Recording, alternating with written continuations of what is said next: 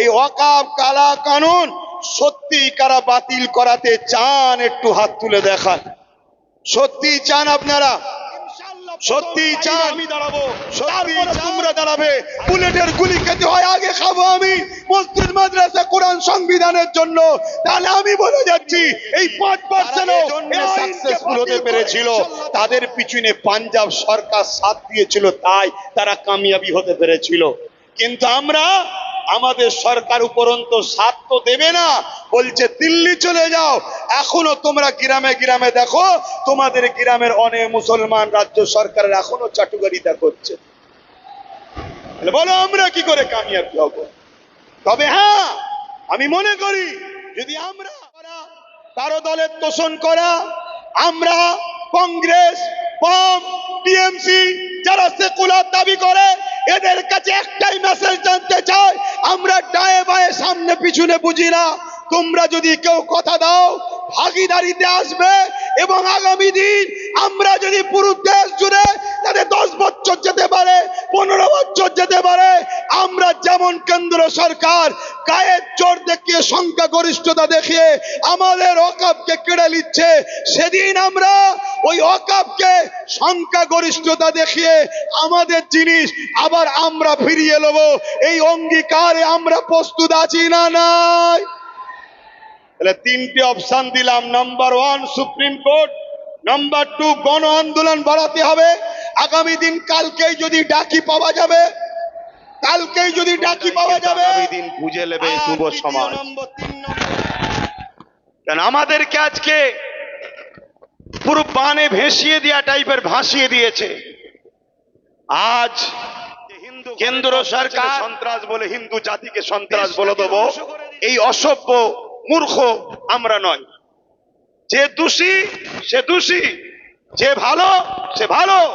কেন আমার দেশের জন্য হাজার হাজার হিন্দু সম্প্রদায়ের ভাই বোন, বাবা মা আজও দেশের জন্য তারা জান মাল কুরবান করছে, দেশের জন্য তারা লড়ছে। তাদেরই লোক কিন্তু বারবার ধরা পড়ছে, যারা কিনা পাকিস্তানের সঙ্গে গুপ্তচর বিভিন্ন যোগ শাসক করে রেখে দিয়েছে। আমরা দেখেছি আমার দেশের বিনা দাওয়াতে কেন্দ্র সরকার পাকিস্তানে বিরিয়ানি খেতে গেছে, কিন্তু বারবার রাজা করবেন তাই হবে। আমার কথা শুনছেন আপনারা? বিগত দিন যা বলেছিলাম আজ ঘটছে, আজ যা বলছি আগামী দিন ঘটবে। বড় পাওয়ারের সাথে বলছি ঘটবে। হ্যাঁ, এটাকে রুকা যাবে। এটাকে রুখতে গেলে সর্বপ্রথম আমাদেরকে অঙ্গীকারবদ্ধ হতে হবে। আমি এখানকার কথা বলছি না, অনেক জায়গায় চলছে। কারণ এখানের প্রশাসন, দত্তপুকুর থানা, আমার জানা মতে সর্বসময় কিন্তু আমাদের সঙ্গে মানববন্ধন, মানবতা এবং সংবিধান জিন্দাবাদ। আর হাততালি যদি দিতে মন যায়, আমরা হাততালিটা একটু অন্য স্টাইলে দেবো। আমরা ওই পুরুষও নয়, স্ত্রীও নয়, আর একটা যে লিঙ্গ আছে তাদের মতো হাততালি দেবো না। আমরা হাততালি দেবো এরকম, মনে থাকবে। সবাই দিন, সবাই দিন, সবাই দিন। আমি দলিল দিচ্ছি, হাদিসে আছে, দিন। এবার শুনেলেন, শিখুন। যেটা আমার পূর্বে একজন বললেন, আমার এখন বিপদে পড়েছি, তাই তো নাকি? আরে কিছুক্ষণ দুনিয়াবি ক্ষেত্রে বলছি, ইমানদারের কাছে ওয়াকফ কালা কানুন কোনো বিপদের ব্যাপার নয়।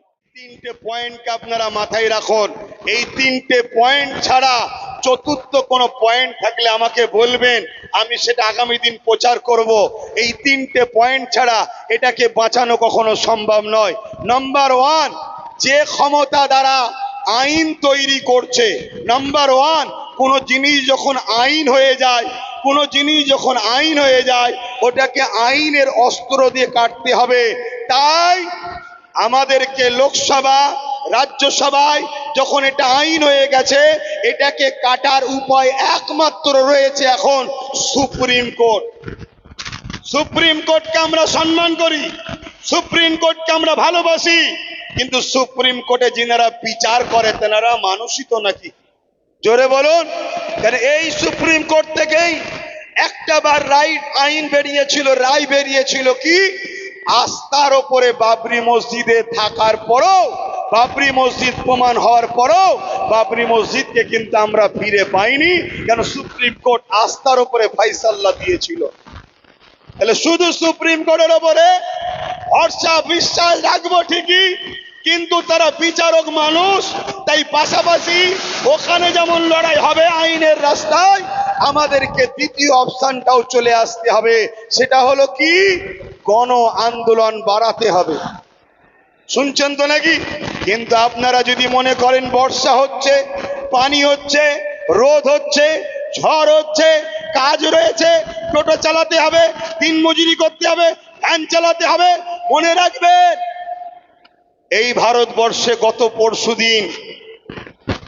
পরশুদিন এই ভারতবর্ষের সম্ভবত উত্তরপ্রদেশে 50 বছরের বসবাস করা জায়গা তিল তিল করে ঘর বাড়ি মসজিদ তৈরি করেছে, একতলা দুতলা করে গরিবরা তৈরি করেছে।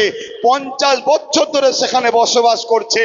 তাদেরকে অবৈধ জায়গা দখল বলে এবং বাংলাদেশি ট্যাগ লাগিয়ে তাদেরকে ভেঙে সব তছনছ করে দিয়েছে। মনে রাখবেন কাল আপনাদের সঙ্গে বিপদ আসতে চলেছে, তাই দেখে শিক্ষা নাও।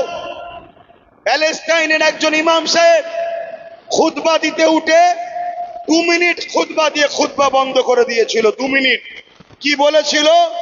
এ জাতির কাছে আমি কি খুতবা দেবো, যে জাতির চোখের সামনে 40,000 বাচ্চা ছেলে খুন হলো, যে জাতির চোখের সামনে 70 থেকে 80,000 মানুষ ইনজোর হলো, এবং যে জাতির সামনে 20 লক্ষ মুসলমান ঘর বাড়ি শেষ হয়ে গেল, সে জাতি যদি এখনো ঘুমোয়, সে জাতির কাছে আমি কি বক্তব্য দেবো?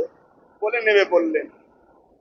কালকে আমাকেও বলতে হবে এ জাতির কাছে কি বক্তব্য দেবো, যে জাতি এখনো ঘুম ভাঙেনি, যে জাতি এখনো বুঝতে পারেনি যে আমাদেরকে প্রথম আমাদের পরিচয় মসজিদ মাদ্রাসা কবরস্থান আমাদের পেহচান গুলো মিটানো হচ্ছে, তারপরে আমাদেরকে নাগরিকত্ব কেড়ে নিয়ে আমাদেরকে ভোটার বানিয়ে গোলাম হিসাবে রাখবে, তাদের শুধুমাত্র কৃতদাস দাসী বানাবার জন্য। এ জাতি যদি এখনো না বোঝে তাহলে কি করা যেতে পারে? তাই দ্বিতীয় নম্বর, কর্মজীবন যেমন করতে হবে, ঠিক তেমনি এই দেশে নিজেদের ঐতিহ্য বেঁচে থাকার জন্য সংবিধানকে সামনে রেখে আন্দোলন আরো বাড়াতে হবে।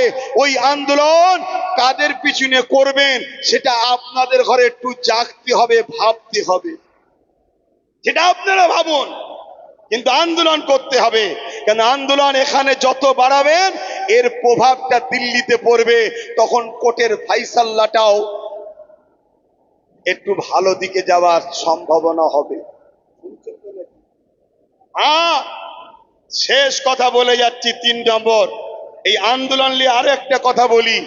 এখানে আমার ভাইয়েরা বারবার বলছিল 2% শিখের আন্দোলন, 3% শিখের আন্দোলন কামিয়াবি হয়েছে, তাহলে আমাদের হবে না কেন? আমি একটা কথা ধরিয়ে দেবো সম্মানার্থে, আমরা শিখ নয় তাই আমাদেরটা হবে না, আমরা শিখ ধর্মের নয় তাই আমাদেরটা হবে না। দিদি বলেন কেন? আমরা শিখ ভাইয়েরা যে আদর্শের উপরে চলছে, আমরা ওই আদর্শ থেকে অনেক দূরে সরে গেছি। আজকে তারাও নীতি থেকে বিসর্জন হয়নি, আর আমরা মুহাম্মদ সাল্লাল্লাহু আলাইহি ওয়াসাল্লাম অনুসারী দাবি করছি ঠিকই, কিন্তু আমরা নীতি জীবন দেবো, এ আইন হতে দেবো না।